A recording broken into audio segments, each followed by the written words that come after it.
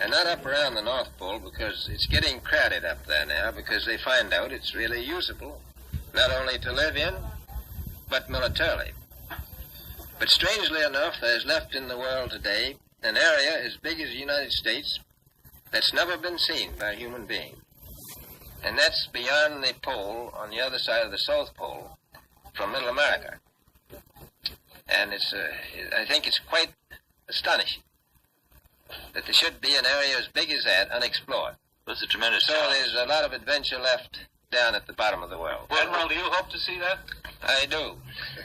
Well, Admiral, would you say that since you've been to both the extremities of Earth, are these expeditions to such far-off places, are they getting easier because of modern techniques, or is danger still close at hand? Well, it's a little risky, but nothing like it used to be with the old slow planes and the small cruising radius where we had to put down bases. We replaced dogs, and of course that was a big improvement. But now the planes go much faster and they're safer, and they have a much bigger cruising radius. You haven't got the danger of a terribly heavy load. Admiral, an expedition... The light here seems different. I cannot see the sun anymore. We make another left turn and we spot what seems to be a large animal of some kind below us. It appears to be an elephant. No, it looks more like a mammoth. This is incredible. Yet there it is. Decrease altitude to 1,000 feet and take binoculars to better examine the animal. It is confirmed. It is definitely a mammoth-like animal. Report this to base camp. 10:30 hours. Encountering more rolling green hills now. The external temperature indicator reads 74 degrees Fahrenheit. Continuing on our heading now. Navigation instruments seem normal now. I am puzzled over their actions. Attempting to contact base camp. Radio is not functioning. 11:30 hours. Countryside below is more level and normal, if I may use that word. Ahead we spot what seems to be a city. This is impossible. Aircraft seems light and oddly buoyant. The controls refuse to respond. My God. Off our port and starboard wings are a strange type of aircraft. They are closing rapidly alongside. They are dish-shaped and have a radiant quality to them. They are close enough now to see the markings on them. It's a type of swastika. This is fantastic. Where are we? What has happened? I tug at the controls again. They will not respond. We are caught in an invisible vice grip of some type. 11:35 hours. Our radio crackles and a voice comes through in English with what is perhaps a slight Nordic or Germanic accent. The message is, "Welcome, Admiral, to our domain. We shall land you in exactly 7 minutes. Relax, Admiral, you are in good hands." I note the engines of our plane have stopped running. The aircraft is under some strange control and is now turning itself. The controls are useless. 11:40 hours. Another radio message received. We begin the landing process now, and in moments the plane shudders slightly and begins a descent as though caught in some great unseen elevator. The downward motion is negligible, and we touch down with only a slight jolt. 11:45 hours. I am making a hasty last entry in the flight log.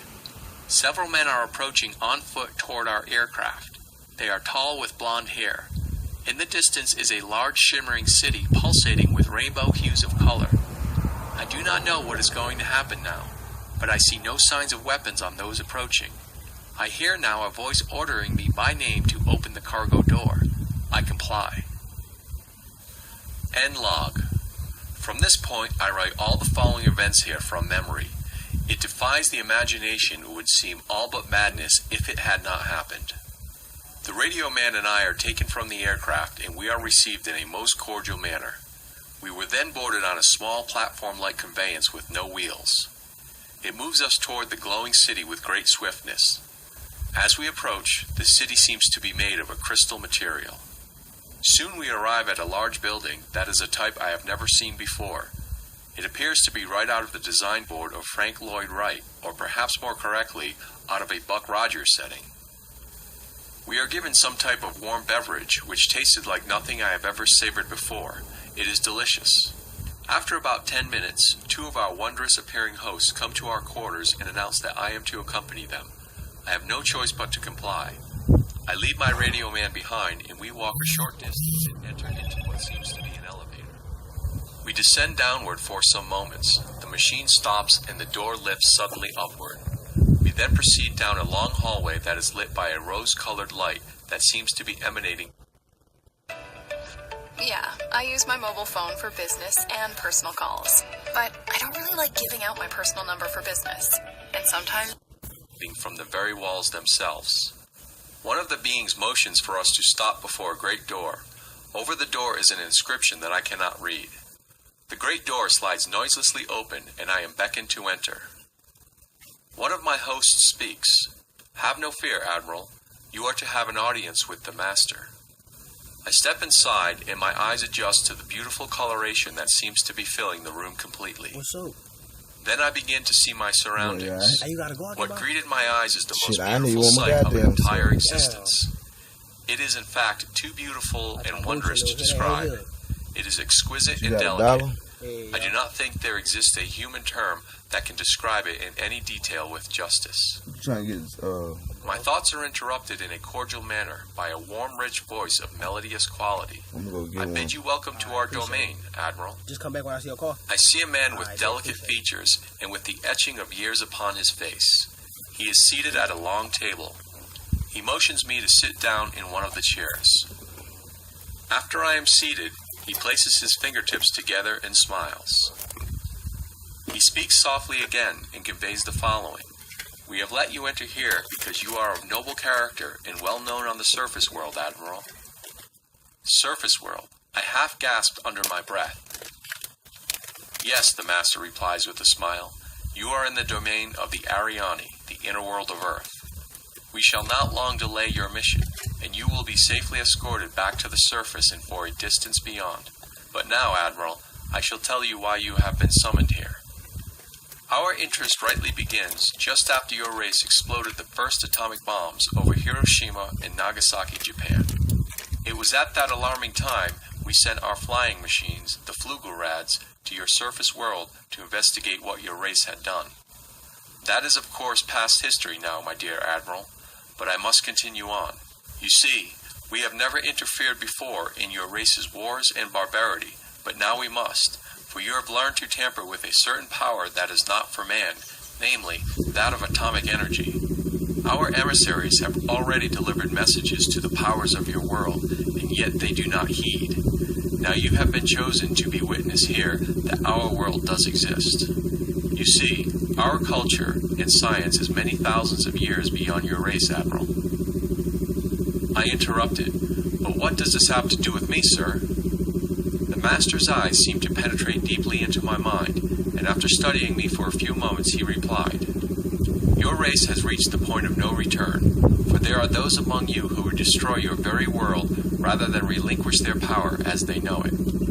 I nodded, and the Master continued. In 1945 and afterward, we tried to contact your race, but our efforts were met with hostility, and our Flugelrads were fired upon. Yes, even pursued with malice and animosity by your fighter planes. So now, I say to you, my son, there is a great storm gathering in your world, a black fury that will not spend itself for many years. There will be no answer in your arms. There will be no safety in your science. It may rage on until every flower of your culture is trampled, and all human things are leveled in vast chaos. Your recent war was only a prelude of what is yet to come for your race. We here see it more clearly with each hour. Do you say I am mistaken? No, I answer. It happened once before. The Dark Ages came and they lasted for more than 500 years. Yes, my son, replied the Master. The Dark Ages that will come now for your race will cover the earth like a pall. But I believe that some of your race will live through the storm. Beyond that, I cannot say. We see at a great distance a new world stirring from the ruins of your race.